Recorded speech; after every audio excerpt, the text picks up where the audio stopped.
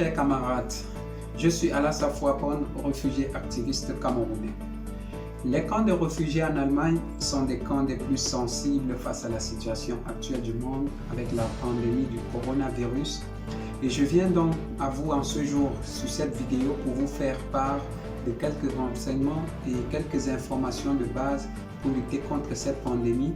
Suivez-moi dans cette vidéo.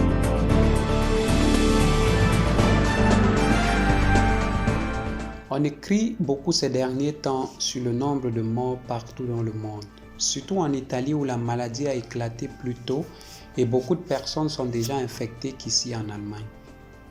Ici, moins de personnes sont mortes jusqu'à présent et il s'agit principalement des personnes âgées. L'âge moyen des personnes qui sont mortes en Allemagne à cause du coronavirus est de 80 ans. Le nouveau virus Covid-19 est particulièrement dangereux en raison de la rapidité avec laquelle il se propage. Le nombre de nouvelles infections peut doubler en une seule journée. C'est le cas de l'Espagne le week-end dernier avec 950 morts en une journée. Si l'on n'y met pas un terme à un moment donné, même le meilleur système de santé sera surchargé et il n'y aura plus d'hôpital pour tout le monde.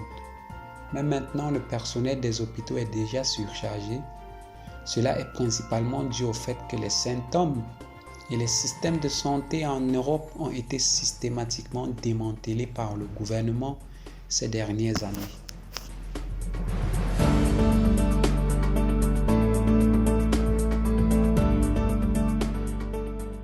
Surtout lorsque les gens sont proches les uns des autres, qu'ils toussent les uns sur les autres ou que leurs haleines se mélangent.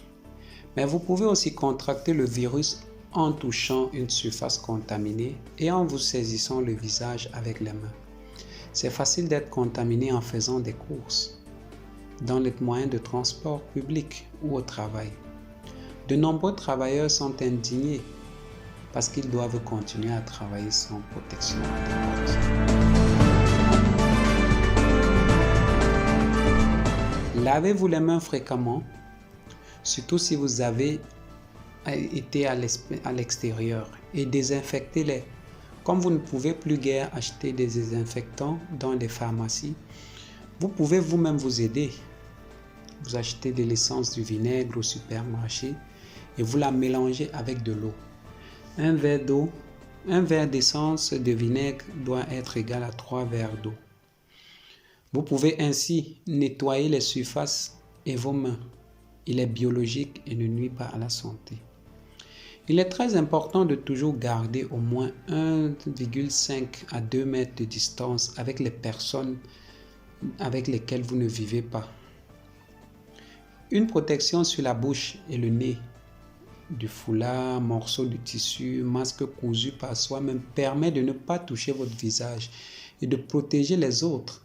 Si vous êtes devenu vous-même porteur de virus sans le savoir et sans avoir des symptômes, il est particulièrement difficile de garder des distances lorsqu'on doit partager une chambre. Par conséquent, le plus important est que vous preniez vos responsabilités les uns envers les autres, que vous vous organisez et que vous gardiez les cuisines et les salles de bain scrupuleusement propres et que vous nettoyez et désinfectez bien après usage. Si une personne est malade, elle a besoin de beaucoup de solidarité et de soutien. Aucune personne malade ne doit être abandonnée.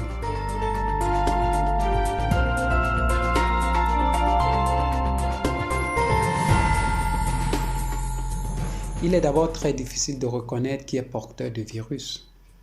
Il peut s'écouler jusqu'à 2 semaines entre l'infection et l'apparition de la maladie. Pendant cette période, cependant, vous pouvez déjà infecter les autres inconsciemment. Certaines personnes ne présentent aucun symptôme dont elles ne se sentent pas du tout malades. D'autres présentent des légers signes de rhume ou de problèmes intestinaux, mais quelques personnes tombent gravement malades, ont des difficultés à respirer et doivent se rendre à l'hôpital. Il est important qu'une personne qui se croit malade prenne des précautions particulières pour ne pas infecter les autres. Appelez donc votre médecin ou votre assistant social ou le service de santé de votre région et demandez à être testé et soigné. Ne vous rendez jamais directement au cabinet du médecin. Ces mesures sont maintenant recommandées à tous les habitants de l'Allemagne et certaines d'entre elles sont mises en œuvre sous la menace de sanctions et de pénalités. Mais il y a beaucoup de choses qu'on peut difficilement respecter dans les logements collectifs. Je voudrais vous encourager à vous organiser, à vous battre pour des meilleures conditions, à élever la voix comme nous l'avons fait à Ellwangen. Des demandes importantes peuvent être faites.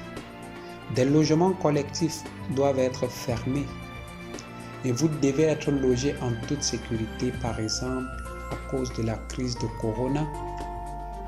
De nombreux hôtels sont déjà vides. Une capacité suffisante de réseau local Wi-Fi gratuit pour que vous puissiez rester en contact et maintenir des informations sur Internet. Mais attention aux informations officielles car beaucoup de fausses nouvelles sont également diffusées dans les réseaux sociaux qui ne sont là que pour s'aimer la panique. En cas de doute, demandez à vos assistants sociaux si les informations sont correctes.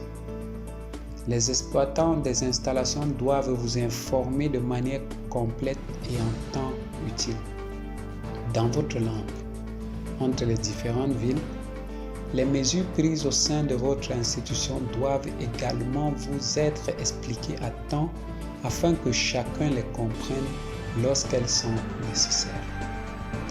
Vous aurez besoin de protège-bouche et de désinfectants en raison de l'espace limité et ceux-ci ne sont pas disponibles actuellement en Allemagne. Même dans les hôpitaux, il n'y en a pas assez. Néanmoins, nous devons exiger qu'ils soient produits et mis à disposition de plus grandes quantités. Et certains réfugiés commencent aussi à en coudre eux-mêmes et à en fournir à d'autres. Les instructions sont disponibles sur Internet.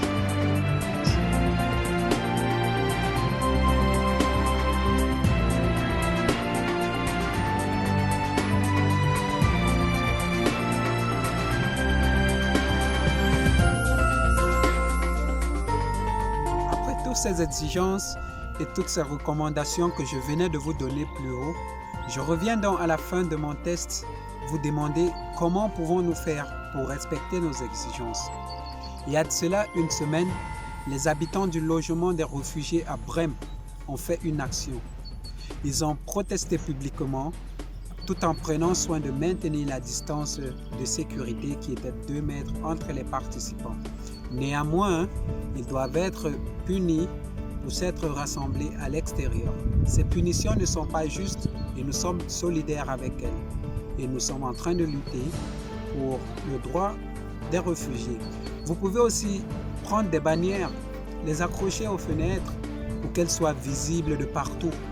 Et je voudrais vous encourager à être actifs dans le Freundeskreis Alassa et Ami, une organisation des réfugiés avec des amis allemands qui luttent contre la politique de l'asile et du gouvernement. Renseignez-vous auprès des amis qui vont vous donner cette vidéo. Ils auront plus d'informations à vous donner. Et c'est ici que prend fin la vidéo.